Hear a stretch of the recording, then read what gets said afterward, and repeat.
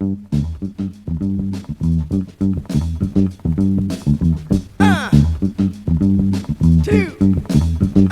three.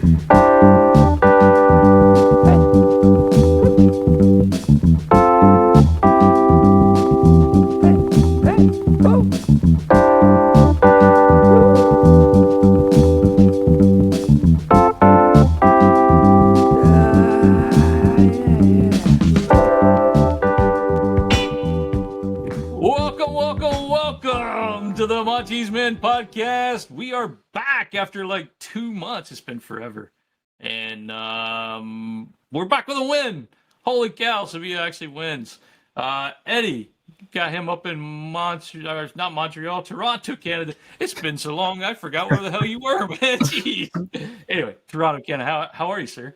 I'm fine. Formerly of Montreal, so I'll still rep them as well. But I'm great, man.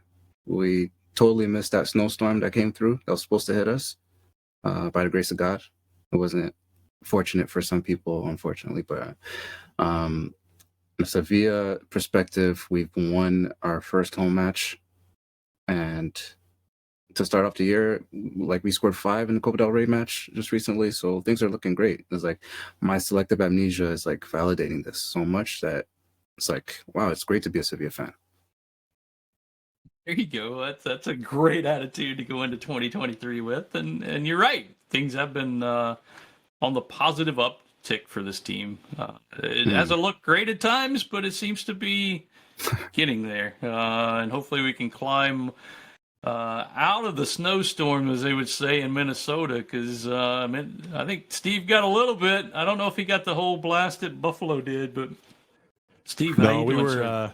We're a little bit further south than the Twin Cities, and the Twin Cities got hit really hard. I think they got 20 plus inches of snow in about a day and a half or something like that. We just got a bunch of ice, so we've been ice skating all around southern Minnesota. But things are warming up now, both here in Minnesota and it looks like in Sevilla too. So things are on the up and up. Yeah, well, you guys are getting that snowstorm. I was outside in shorts in like 60-something degree weather here in Northern Virginia. I shoveled snow and spread salt on the sidewalk 7 times last week. So I'm just gonna leave it at that. Sorry, buddy. So Sevilla gets their first victory today at home since May of 2022. That's hard to believe. As powerful as we are normally at home at the RSP, May of last year, like, holy cow, it's been so long. It's just that stat amazed me when I saw it today. I just couldn't believe it, but it's true. We've only got, this makes our 4th win or 3rd win on the year? In the league, I think 3rd. Third in the year in the league. So maybe not that hard to believe. So anyway, it was nice. We talked about our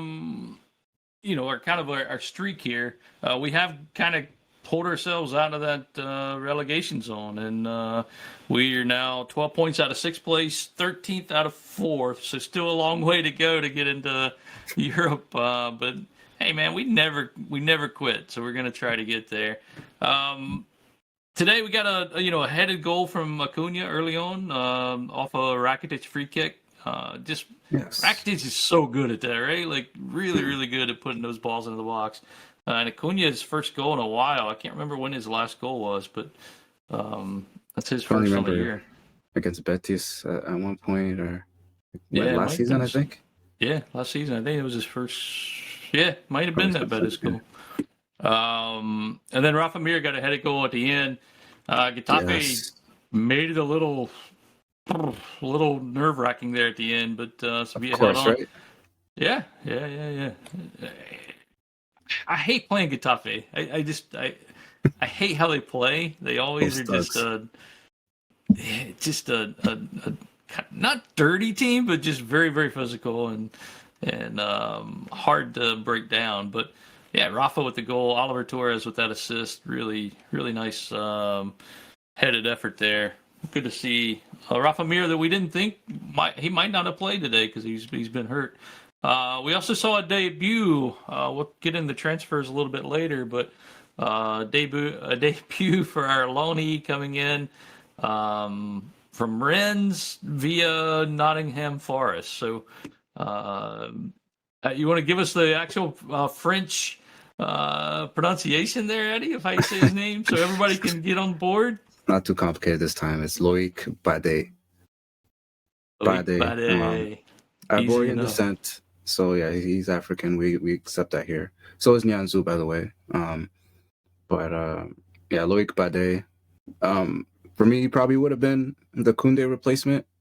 I had Koundé left a year prior, because I know his name was floating around at that point, but that didn't happen. And I don't know, he's here now, so he looked good in that probably 30-minute cameo he had. So I'm looking forward to that. He looked so much calmer than Nyanzu did. Nyanzu had a very shaky match today, and he's looked that way in several matches, I thought. But for not playing, he only played one match this whole season, and that was before he got loaned to Nottingham Forest in August. So his first minutes since that match. So to come in and look that calm on the ball, I was really, really surprised and happy to see that, because we really need some help in the defense. So hopefully he can settle in nicely. With him speaking French there, I think that's a really good connection with Nyanzu. Hopefully they can form a pairing there with Banu in the back. A lot of good communication there. So hopefully that all can tick and tie and we can get solidified for once in our defense. Yeah, anything else you guys want to add on to today's game? We got a lot to cover in this episode because we've been off for so long. Not much. I'm glad that Rafa was played through the middle when he came on and not off to the wing. I don't know if it's some disrespect sometimes that Rafa feels from that, but I don't think he would have scored that goal if he was playing off the wing. So, and I didn't like seeing Oliver mostly on the far right, but the goal did come from there, the second one. So it worked out. So it's working out for now. I just miss Tegatito and Papu, the kind of players that could play well with the ball in close quarters and around the box. I think we're struggling there a lot with Rakitic involved in those positions. But we made it through, man. 3 points out of the relegation zone on goal difference, I guess. I think it's still tight, but... Yeah, we're tied with Cadiz for that last position, but goal differential would pull us out. But yeah, it's a positive start, and it's a favorable schedule this month, so yeah, it's very nice to see the 3 points come in here. Yeah. Another note about today's game, we saw the debut of another debut. Carlos Alvarez gets his La Liga debut, a name that we've seen here pretty often in these Copa matches. He got a lot of run out in the Copa matches, and we thought we would see featuring more heavily in the last Copa match and then in today's match, but seems like Sampioli's really bringing him along slowly in the La Liga matches, but probably smart, but has shown pretty well since he got on. Had a really nice tackle today that I just knew that the ref was going to be baited into a card, if not a red there, but replay showed it was a great tackle, so good for that guy. Man, we played a lot of games. Our last match was the Derby, our last podcast was the Derby podcast, way back on November 8th. We played a lot of matches since then, even though some of them were friendlies. But the last La Liga match that we didn't cover was the Real Sociedad match way back on November 9th. Didn't turn out to be a great result. It was a terrible match. Referee was involved a lot. VAR was involved a lot. Not a great match. We lost that one 2-1. Then we started our first match of the Copa right after that. Nice victory on November 13th. Goals by Nyanzu and Rafa Mir both scored in that match, 2-0. We played at Velarde. Then we had 3 friendlies during the World Cup. With Monaco scoring 1-1, 1-0 over Benfica, and then a big, huge 7-0 victory over Volendam, I guess is how you say it, FC Volendam. They were, a Dutch team, if I'm not mistaken? Yeah. Right? From the Dutch league? They looked horrible. I mean, no offense to those guys. They did, I don't know if it looked like a amateur match. Like, I don't know if they just played a lot of their youngsters or what. I don't know. It was terrible. Then we had our second Copa del Rey in the second round. We took on, who did we play in that match? I didn't make a note of it. I think it was Torremolinos. Yeah, that's it. 'Cause Maybe we that's played- why I didn't make a note. I didn't want to botch the name. These long ass names, man. But they played our youngsters yesterday, coincidentally. But and youngsters took the W, of course. Yeah. Yeah, Torremolinos. That was what was it 3-0 in that one? 3-0. Yeah. Carlos Alvarez got a goal in the 31st minute. There was an own goal in the 57th, and then Jordan scored in extra time of that one. That was back on December 21st, so a few weeks back. Yeah, good to see Carlitos got on the board on that one. That was nice. Then we traveled to Celta Vigo when we come back after the World Cup. That was our first La Liga match after the World Cup. That was on the 30th of December. Ended up being a 1-1 draw with Kiki Salas getting his first goal for Sevilla. That was in the 54th minute. He got his headed effort there. And then Jose Angel Carmona got a red card in that match too. Something that we've seen a lot of this season. 7 red cards for the Sevilla team this season. A lot. That was a double yellow on him, and frankly, I thought he should have been taken out at halftime because, one, he was not good. I didn't think, and he got a yellow early on, and you could just tell that second yellow was coming. A lot of probably debate should on the have gotten forums. the second yellow before then. He had a challenge that was, in my mind, more egregious than the first challenge that he got the yellow on, and they called it off. I'm like, okay, like if you're gonna let us play with that, let us play with that. But like I would have been completely like fine going down to 10 men at that point, like completely understandable. And then that's a good point. I'm surprised they didn't take him off after that, but they let him keep playing, and then he made it until the 88th, 89th minute, something like that. So 88th minute, guess, and yeah. So 1-1 draw there with Celta Vigo. Always a tough place to play. Normally some very exciting matches up there. There's a lot of rain before that match too, which I think kind of hindered play a little bit. There's rumors of maybe calling that match off because there was some flooding in the stadium.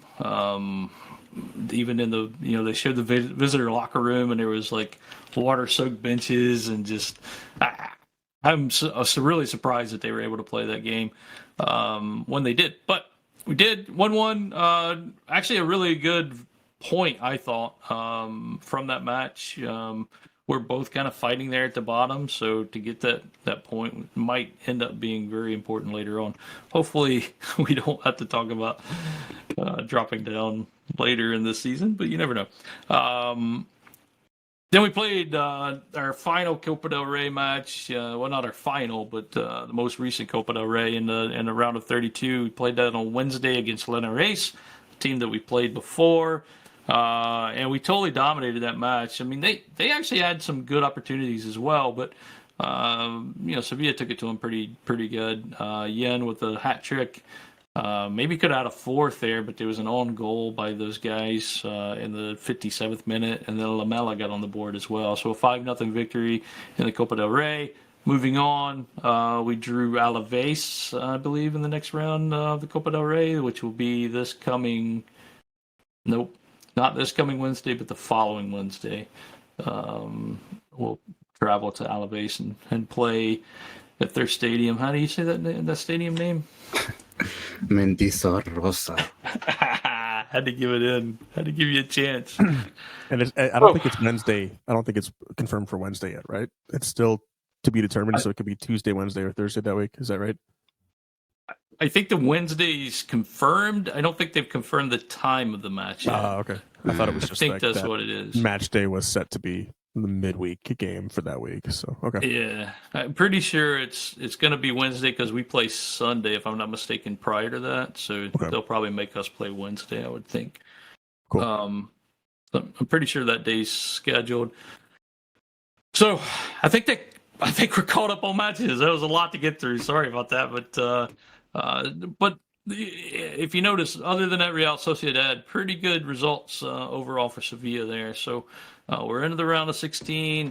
Well, we haven't lost in the last 2 La Liga matches, so hopefully we're on that upward climb because we need to. We have to be. We got to start making a push. Hopefully we start making a push with some transfers. One of the biggest news items over the World Cup break there was Isco, right? Like, we went from Isco playing almost every match, starting almost every match for the Sevilla team, and then all of a sudden, him and Monty's feuding, and he's out of the team. Steve, did you follow that at all? Like, what was going on with Isco over the break? Yeah, it sounds like they had a falling out after Lopetegui got the axe, and I mean, it makes sense. I mean, he's played under Lopetegui before. He wanted to play under Lopetegui again, and he came in for that reason. And then I excuse me, from the sound of it, it's just like he didn't like the way that was handled, and they made the decision at the end of the day to kind of let him go as well, which is unfortunate because I think that he was probably one of the better players that we had with like the ball at his feet, in terms of like technical skill. It took him a while to kind of hit his stride with us early in the year, but you could see that he was just a gifted player that we had, and sad that it didn't work out, but you kind of can only go one direction from here, and so we're moving forward, and hopefully what we would have spent on wages for him we can allocate elsewhere. Hopefully we'll get some more help coming in at between now and the end of the month, and we can see what happens there. Yeah, so in baseball, they say close the books on him. 18 matches, 1,198 minutes, 1 goal, 3 assists. The goal and the assist, or one of the goals, the goal and one of the assists came in the Champions League. Only 2 assists in the league. So you look at that and you're thinking, not great production, but I think to Steve's point, you could tell that there was quality there, and he did some things on hold-up play and distribution that I'm not sure we've seen from other players. On the positive, we did get younger by his subtraction. I mean, we're talking about getting rid of another 30-year-old and high wages. So there is a positive to this, and I think at the end of the day, you want players that's going to be fighting for the badge, and if you aren't willing to do that when things are down and when there's adversity and when there's changes in managers, like, good. I'm glad he helped terminate that contract and moves on. I have no love lost for him at this point. Like, I don't like that. That's not a kind of a character move that I want to see in a player. So I'm super happy that he's gone. If he didn't want to be here, peace out, dude. Eddie, any thoughts on the Isco deal there? It's bittersweet because I didn't see us making the most out of him. But it's definitely a quality player. I mean, saying that I miss Tecatito and Papu for players that are good with the ball around the box, he's one of those players. But I mean, if Lopetegui, I mean, I really got to get through that, man. Sampaoli is looking to play more of a 4-3-3 this season, especially like 3 midfielders, whether it's a 5-3-2 as well. I don't see where Isco fits there. You know what I mean? I don't want to see Isco on the wing, right? So it's probably best that he left. I thought it was for like injury-related reasons, but maybe that was just the professional cleanup for the situation. But I guess it's good for both parties. We save money. We get to have another player to help us on the roster. I'm not sure who will come in to replace him. Maybe Ocampos. I'm still iffy about that one as well. But I mean, good luck to Isco. I guess he proved that he could play well on a team, but hopefully he goes to a team where he'll enjoy the project a bit much more. You're so much nicer than I am. I hope he doesn't score another goal in his life. I'm very vindictive on that. I don't really know the situation 100%, so like I can't really say that. I can say like, damn, Lopetegui's out when he was like struggling since the beginning of last year, and like that upset you. Like, come on, man. Yeah, I mean that's true, right? That's very true. I And don't know. didn't Castro come out and say like, yeah, we made a mistake by keeping Lopetegui? So it's like, okay, finally you guys admit that. Yeah. Lopetegui should have been gone. So Geez, that I didn't even have that in our notes to talk about, but that's I I don't mean really that's want a to talk about the huge. whole presidential I thing know, but either. I mean it's a huge part of Sevilla news that maybe not a lot of people follow, but maybe we'll hint to that if we have time later on. So you mentioned Ocampos' return. Any other transfer rumors of incoming that you've heard that might have some legs to it? Ocampos is really the only one that I've heard that has maybe some legs to it. Still only like a report. I've seen L'Equipe say the left back at Wolves, Ait Nouri, who's playing under Lopetegui right now. It's a young left back, Algerian French player that might come to us on loan. I like it because he's young, so and maybe a replacement for Acuna, who's 31 now. So it's always a tricky position, especially since we currently have a left back out on loan, if you guys remember.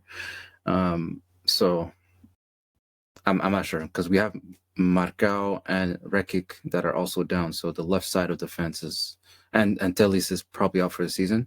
So the left side of defense is really in dire straits right now. So, but out of the rumors, that's the only one I'm seeing other than the Ocampos one.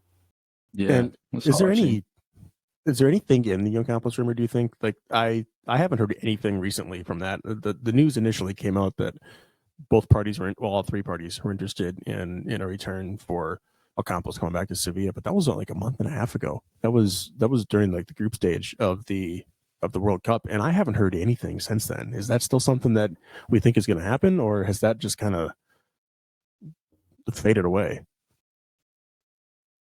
I think it's the same. It's the same from that initial report because he wasn't playing, and it might not seem like he's going to stay there. So I think it's just the Sevilla papers rehashing that, like Estadio Deportivo saying, "Oh, he might come back," but there's nothing concrete really. Yeah, like I don't put a whole lot of weight into that, honestly. But I mean, we got a couple of news reports that were brand new, like I said, a month and a half ago, and really nothing since then. And you would have thought, I mean, when we had the Bade rumors coming in, we had every other day there was something that was new being reported on, and then we got it. But I mean, there hasn't been anything. And if the rumors were true and we were negotiating and preparing for a return from Ocampos in November, you would think that almost immediately after the transfer window opens in January that would go through. Yeah, the Bad thing went really, really fast. Cameo by Steve's boy.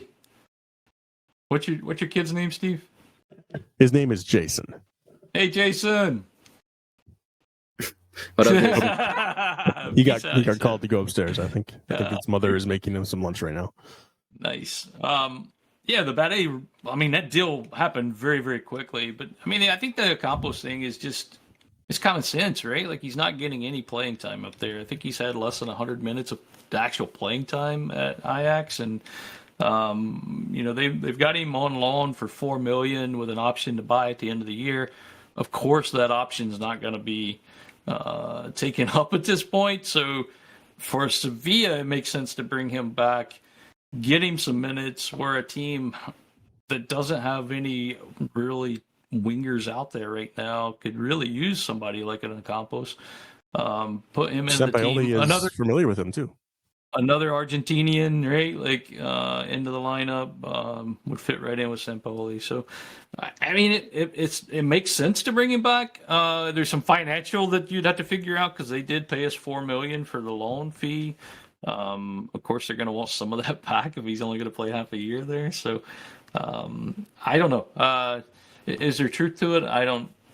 Who knows? But it makes sense. To me, it makes sense. Whether he goes back on loan to somebody else or if he gets incorporated into the Sevilla squad. That one to me is need. And I think Ocampos could be, there was something on Twitter from Sidlow, I think it was like, Celta Vigo always finds themselves in the bottom of the table most years out, and then it's Aspas, coming in and scoring a ton of goals and bringing them out of the relegation zone. So, who on Sevilla is that player? I don't know that we have that player, but I think Ocampo's form could be that player if he can get back to that kind of style that he was in. Geez, what was that, 2018? It seems so long ago, 2018, 2019, I don't remember. But, Teddy, any thoughts? Yeah, he only had that one season in him. So if it's the same Ocampos that left us, I'd be very worried because he's not going to add much, but except for, effort and, tracking back and all that good stuff, all that Atletico Madrid type stuff. But he is a quality player, so I would welcome him back because whenever we play, I always say at least we have an Ocampos. But I'd like to see him back. Maybe they're waiting to get Januzaj out of here, maybe to have that like for like swap. Because I'm not sure if Ocampos comes in, then we're still gonna have to free up some more spots to bring in maybe a striker that Sampaoli's looking for. And maybe another defensive player, left-sided defensive player. But so maybe that's why they're waiting on Ocampos, or else I think it would have been done by now. Yeah. But we'll see. We'll see with time. Yeah, looks like Sampaoli's asking for like 15 to 20 goals in this transfer window is what he's really looking for.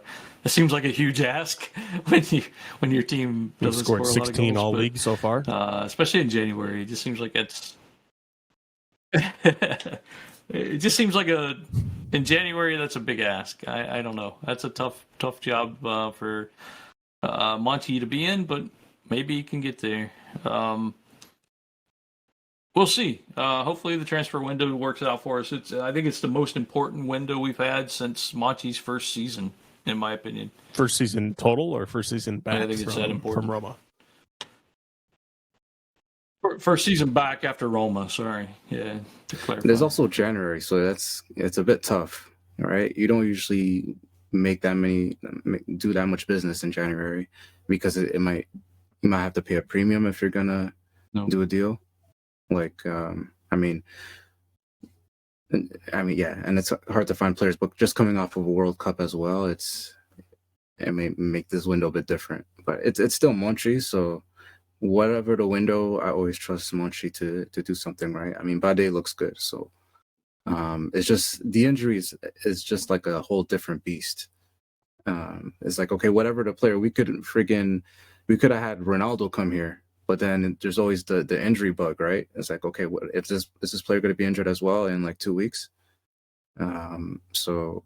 And wasn't Bade injured when he came in for like he had a little knock so he couldn't practice right away? Yeah, that's like, man, the PTSD. Yeah, that's what they said. But yeah, long injury list. Yeah, the injuries have been weird. Last two seasons has been really strange. Anyways, next up for Sevilla, they've got, of course, the transfer window through the end of the month. But they got Girona on Saturday. That's January 14th, 10:15 a.m. game here on the East Coast, Saturday game.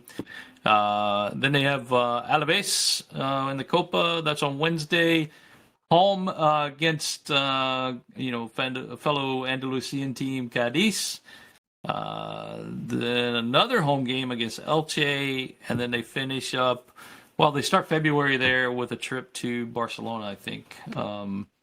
So this seems like the moment for Sevilla to make a run, right? Like you've got a few bottom dweller teams there.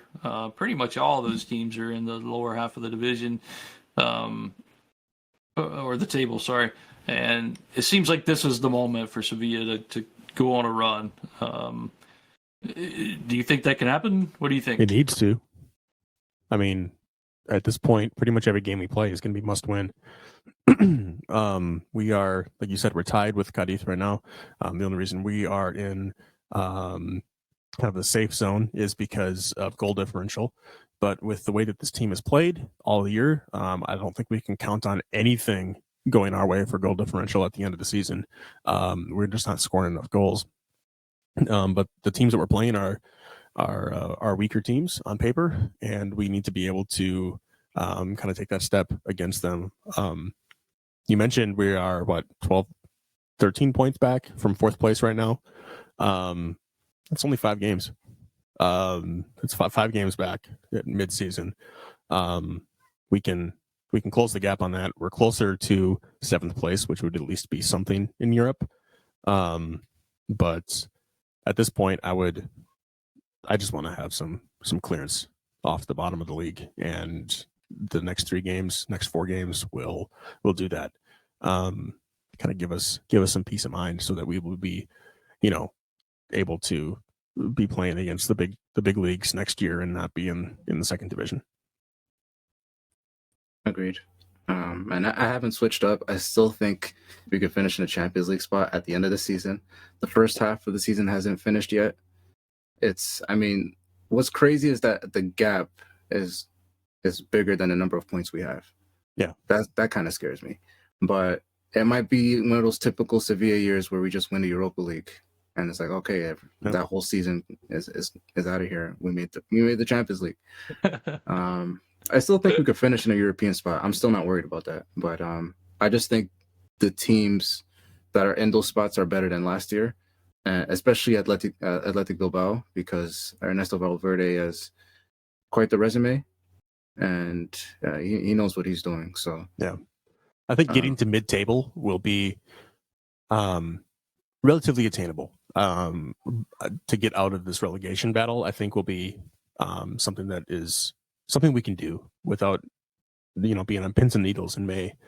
But the European spots are going to be very difficult to get. I think our best chance of getting into Europe next year is doing well in Copa del Rey, getting into Europa League, or doing well in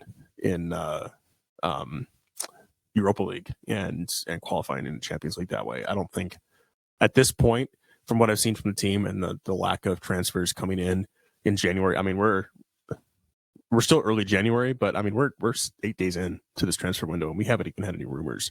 It's starting to feel like towards the end of the transfer window last summer, where like we just didn't really have a whole lot going on. I don't have a lot of faith that we are going to climb the table into European and qualify directly into European competition. I think we need to do it through these knockout competitions that we've been playing pretty well in, like the Copa del Rey. I mean, sure, we've been playing against lower division teams, but we've come up with a purpose, and we've come up with a drive to do well in this. And Sampaoli seems to be a good cup manager in terms of how they prepare for these teams. So who knows? Like we could have a serious shot in those competitions through the second half of this year.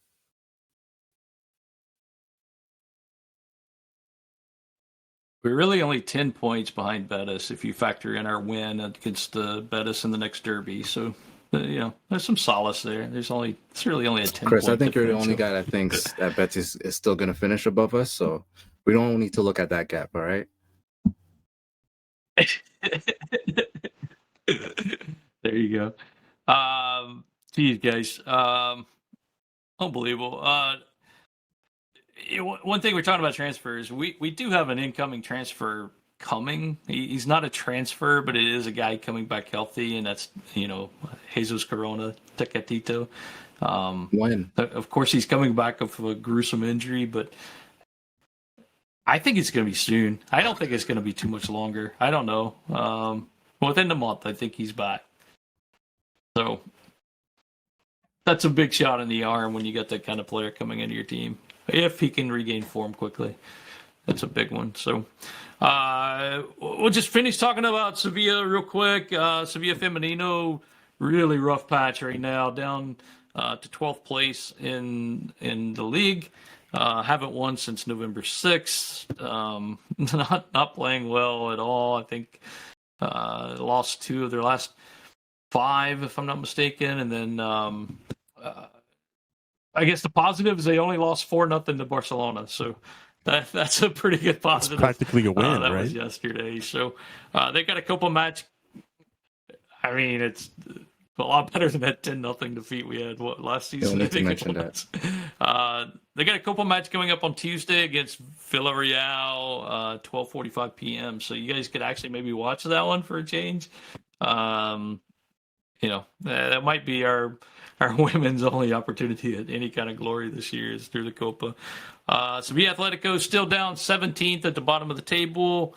Near the bottom of the table, but they're 2-1-2 in their last 5. So 2 wins, 1 loss, 2 draws in their last 5. So starting to play a little bit better. Hopefully they can go on a run too, because, geez, we don't want those guys dropping down even further. That'd be catastrophic. Yeah. So the World Cup, guys, we haven't talked about the World Cup. We gotta talk about the World Cup, man. Geez, maybe the best final of all time, right?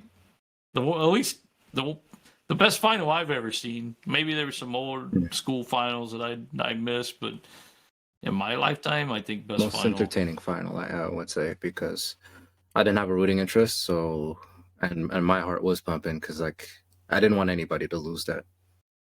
Sevilla players on one end, there's Congolese players on the other. I was like, who do I root for here? But that was a really good game. Yeah, my rooting interest was just the Sevilla players and just seeing Montiel kind of put the finishing touches on the game with that last goal and the penalty shootout. Gave me a little bit of pride. Like, okay, yeah, like a Sevilla players, the last kick of the World Cup was his Sevilla player, so that's something to hang our hat on. Yeah. Did you guys do anything special for the final? No, or just watched it at home with the kids and the wife. Go somewhere? All sitting on the couch, having a blast. Yeah, much the same, just with family. My brother was over from out of town, Yeah, so same. we got to watch that game together.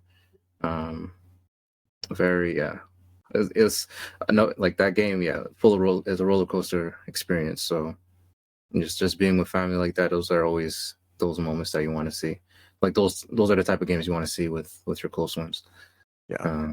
But yeah, I still can't get over how good of a final that was, and the fact that Messi won the World Cup with Argentina. I didn't think Argentina was ever going to win again, because if they're not going to win with Argentina, with Messi still playing, it's like when are you guys ever going to win it?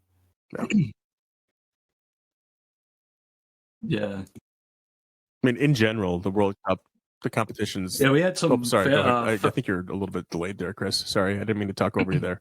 But I just want to say, in general, the World Cup as a whole, the competition was great. There were upsets, there were close games. It was a lot of fun.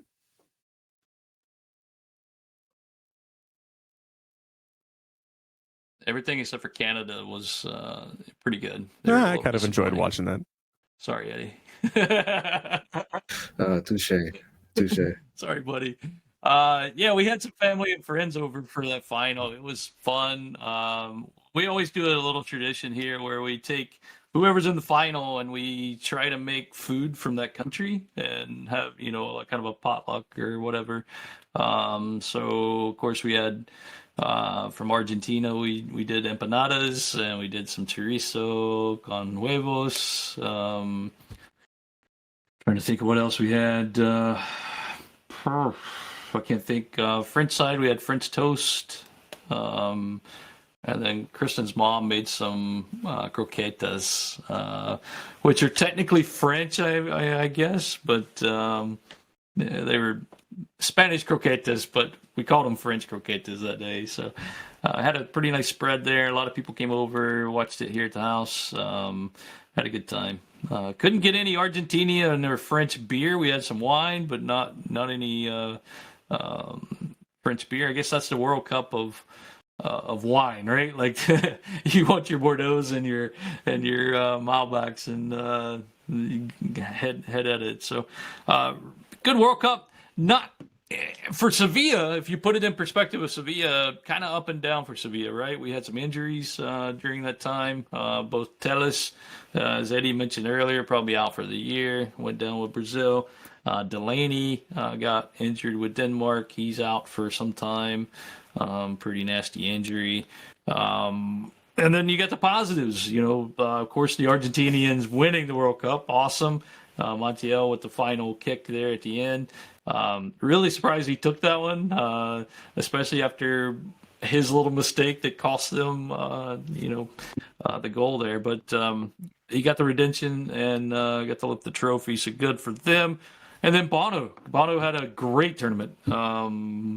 Really put him on a lot of radars. I don't think a lot of people knew about him prior to this, casual football fans, but just had a great tournament. Some penalty stops. I think he had 2 penalty stops in that tournament, and then some just miraculous saves. So good tournament from him. And Ezri got on the scoreboard twice, I believe.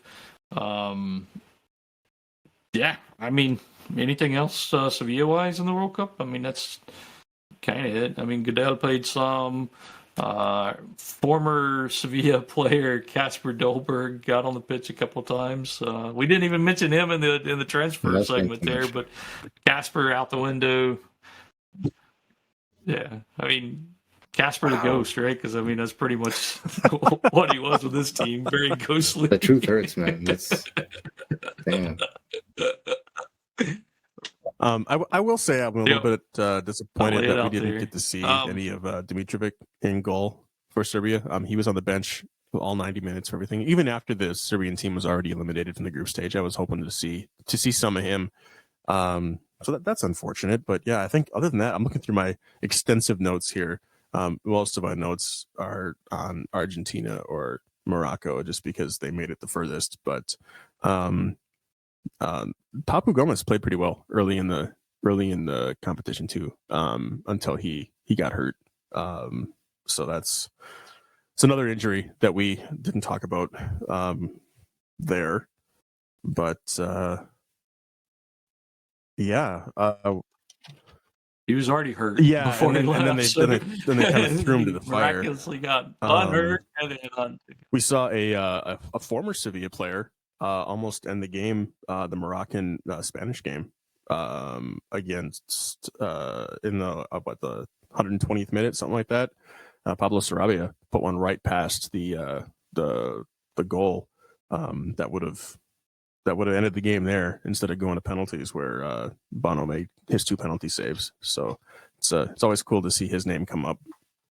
Honestly, I think that's it. There's so much here where it's just there's sidebar. I would still take Sarabia right now. Definitely. But still take him back. Without a doubt. I was so upset that he didn't get more playing time. Like, the guy that's all he does for the Spanish national team is score. Like, I don't know why Enrique didn't play him more. I was shouting on Twitter, like, at the why? Euros, right? He was amazing. I didn't understand. Yeah, he had that chance in the 120th minute. Yeah, he had that chance in the 120th minute against Morocco, and he was subbed on like right before then. He was subbed on 4 penalty kicks, and then he almost won the game in regulation. So it's just, it's astounding that he's not getting more time, but who knows? Who was your most disappointing team from the World Cup? Who did you think was going to do better than?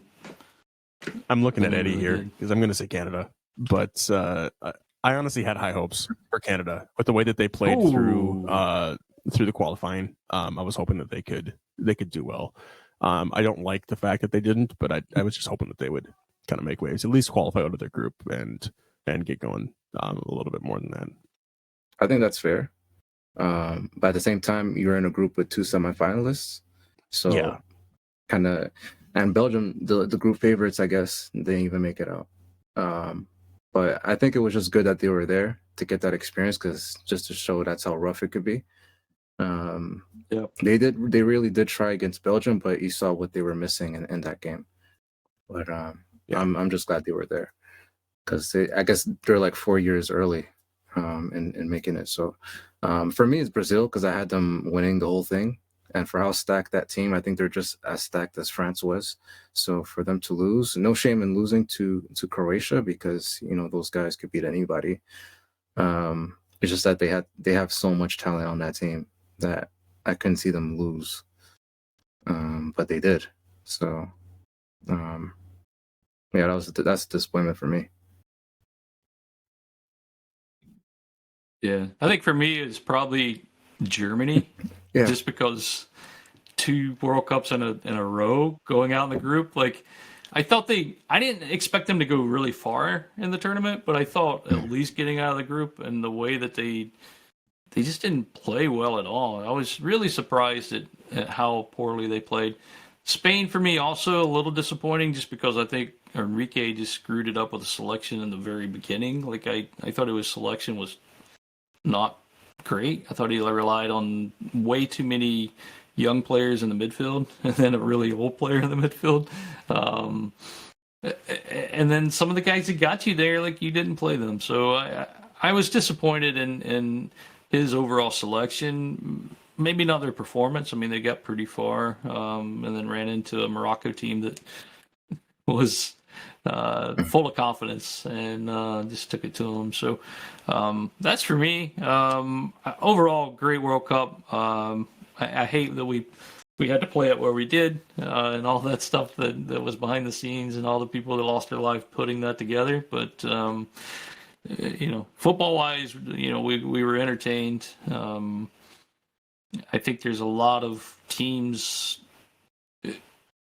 wishing that it wasn't in winter because there was a lot of injuries that now they've got to figure out. And I think that's something that we need to make sure that this doesn't happen ever again, a World Cup in the wintertime, because it just impacts the season way too much.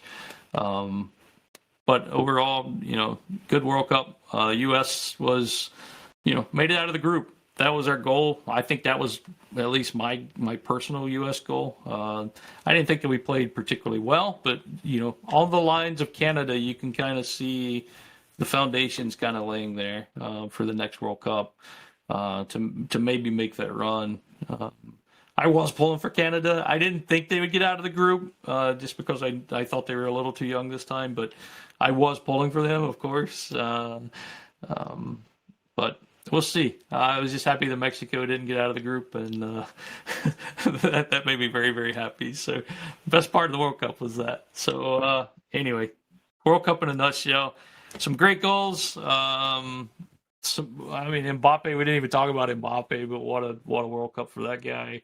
World Cup for Messi. Messi was just unbelievable. And you get to see how much it meant to him and how much he wanted it just from some of the crazy plays that he made and just turned the game around on his own. Like, just, you could tell his class in this World Cup. Unbelievable. Mbappe for different reasons, right? Like, he's a freak athletically and can do things that others can't just with his pure speed and ability on the ball. But Messi, just his will, determination, quality, unbelievable. So, great World Cup. Hopefully Delaney gets back healthy soon. I don't know. There was rumors of him going out in the winter transfer as well. Rumors of Bono going out in the transfer window just based upon his performance. Papu's still out there rumored to go out. Lots of rumors on out. But as Steve pointed in, not a lot of rumors in. So he's got a lot to do here in this month. Hopefully they do it because it's been a really weird season as a Sevilla fan, and the last few days have been, last few weeks have been pretty good. I mean, some entertaining games, not great football by any stretch of the imagination, but at least some entertaining games from Sevilla. Some goals scored for a change. That's unusual. But anyway, guys, anything else for this week's episode? Just don't be worried if you don't hear rumors. Mochi works in silence, right? So there'll be a player coming in and you didn't even hear about him. So don't for sure. Put too much into that. But on to Girona, I think we'll do well. I think this helps a lot. I hope Nyanzu feels better. It just, I don't know, mentally just seems like he's not there, man. Not the same confidence he was playing with. He wasn't as solid when he first started out, but he definitely had more confidence about him when he was playing. So, like, he just looks timid as hell. And especially on the goal, you see that he's like lost at sea over there. So I hope he gets better. But Bade coming in is a positive addition. So at least we got another body in defense. And then kudos for Goodell for holding it down.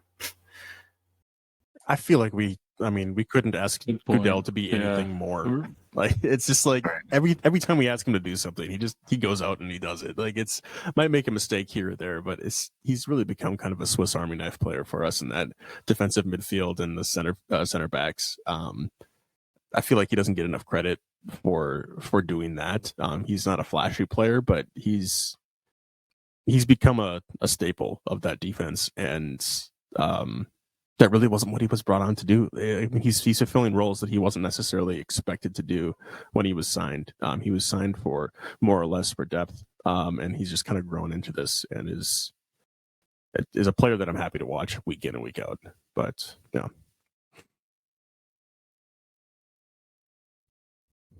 It's a player that you can fall in love with because he's going to give you 100% effort every time, and he doesn't stop, man. I love him as just a. He's not the greatest player by any stretch of the imagination, but just the effort, the determination, like we were talking about with Messi, it's there. The skill size, maybe not exactly the same, but he's growing, and he's still, he's what, 31, I believe, 30, 31, I can't remember the exact age, but still got some years there. He's out of contract here at the end of the season, unless they figure it out before then. We'll see. One thing I do want to note, 18,000, almost 19,000 fans showed up on Friday or Thursday or Friday for an open training session at the Ramon Sanchez Pizjuan. That to me is amazing for a team that's in the bottom half of the league. For those fans to come out and support this team at the very bottom, at the very worst of our experience in 20 years, right? Like, for that amount of people to come up during the day and show their appreciation for this team, unbelievable. Hats off to those guys. It makes you really love this team even more when you see that kind of support for a team that's struggling. And I hope that the team realizes that we're all still behind you and want to see you climb. So hats off to all those folks that showed up. Really cool scenes that day. So for me, guys, that's all I got to talk about. I'm sure we'll have some stuff in the future. Definitely some things behind the scenes that we want to get into a little bit later. But for now, that's all I got to say for the new year. Anything for you guys? Nothing else. I think we've pretty well covered it. Por la Champions. we're getting back in the Champions League. That's all my mind is on right now. It's looking rough, but I think we could get there.